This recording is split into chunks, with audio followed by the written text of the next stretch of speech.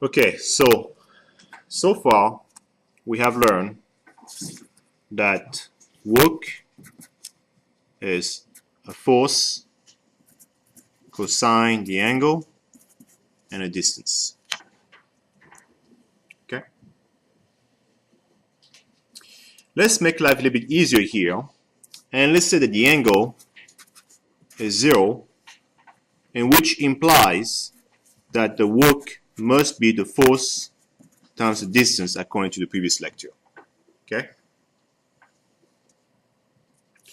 However, we need to further analyze that to realize that this formula could be inspected into depth, so that work is mass times acceleration, because this represents the force, which is Newton's second law, times the distance.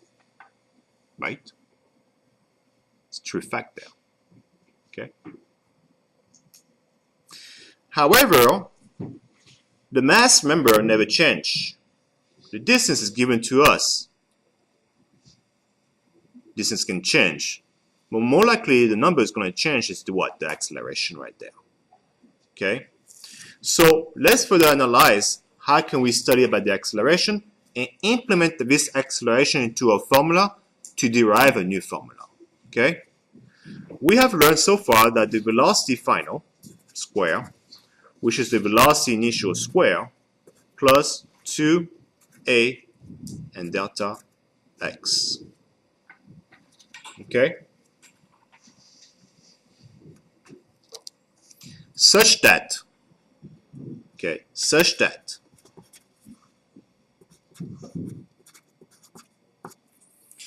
the velocity final square minus the velocity initial square is equal to 2a x delta x, okay? Or the velocity final square minus the velocity initial square, now I divide both sides by 2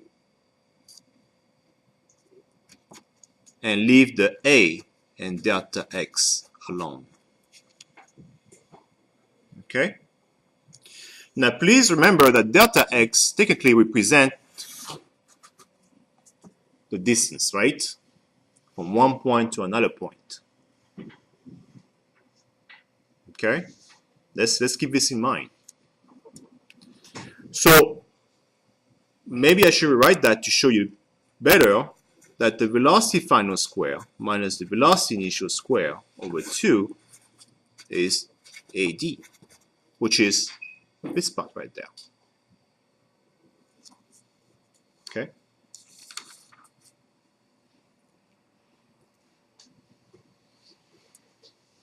Now, work could be written in the format of m. Okay, and look, AD is AD, which is this, which is velocity final square minus velocity initial square over 2. Okay?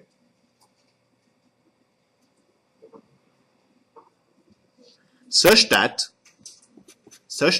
okay, if you apply mathematics to distribute m into your expression right there, you obtain the following. Remember, you got a half on the bottom, okay?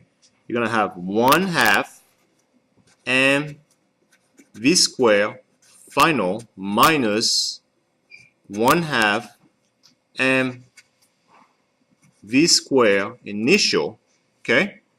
And that's your work. Another word we say is your net work, okay?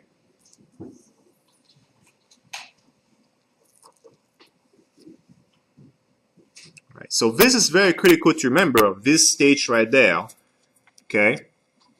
That the work is technically 1/2 mv square final minus 1/2 mv square initial, right? However, if you have taken concept of physics, you should know that this is called kinetic energy final, and this one will be called kinetic energy initial. That's a network, okay?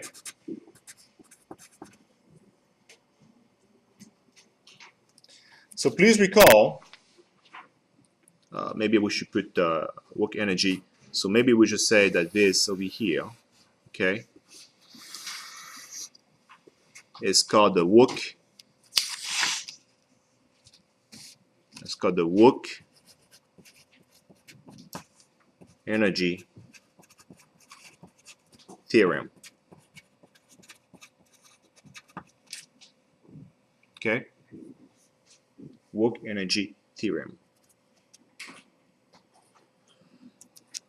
Such that Ke, which another word stand for your kinetic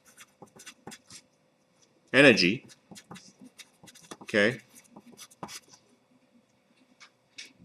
is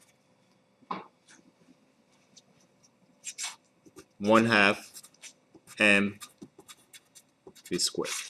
So another word, Ke, okay, you go to 1/2 mv squared. That's the kinetic energy formula that you have learned back in concept of physics, if you remember, right?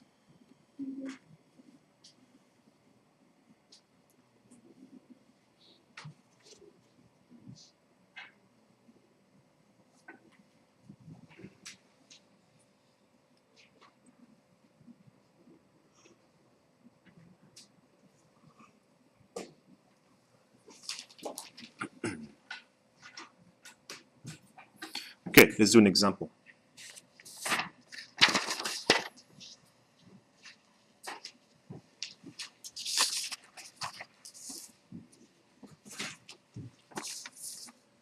Okay,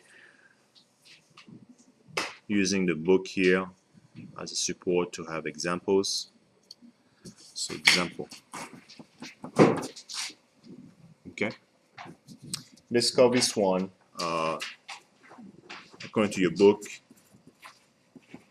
towing a car. Okay. What? That's the maximum I can do. It's fine.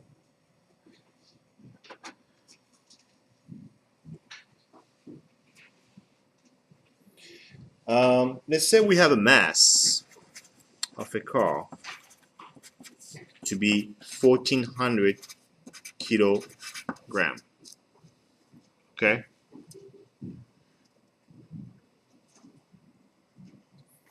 And has a net forward force applied to it. So you have a force, a net force applied to it to be 4,500 Newton.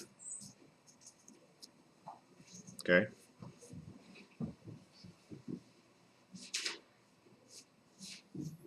And let's see here. The car starts from rest. So if it starts from rest, it will be your velocity initial to be 0. Okay.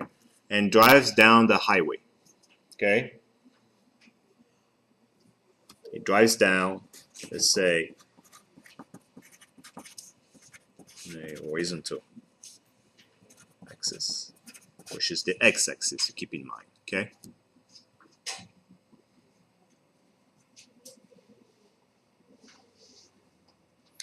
We are interested to find the kinetic energy, okay,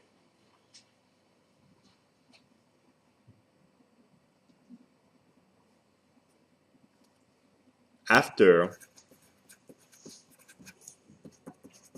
it traveled 100 meters.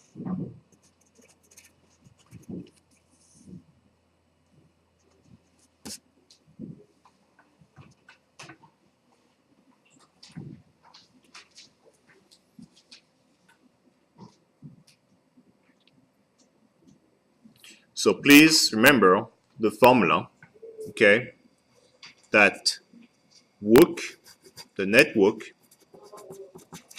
is the kinetic energy final minus the kinetic energy initial, okay? And this is 1/2 mv squared final minus 1/2 mv squared initial. Now, there's a lot to say about this problem because the velocity initial is what? 0. So this is, since it is 0, so this can become 0 because the velocity initial is 0, right? So makes life a little bit easier. So we can say the net work to be 1/2 mv squared final. And we'll finish our problem next time.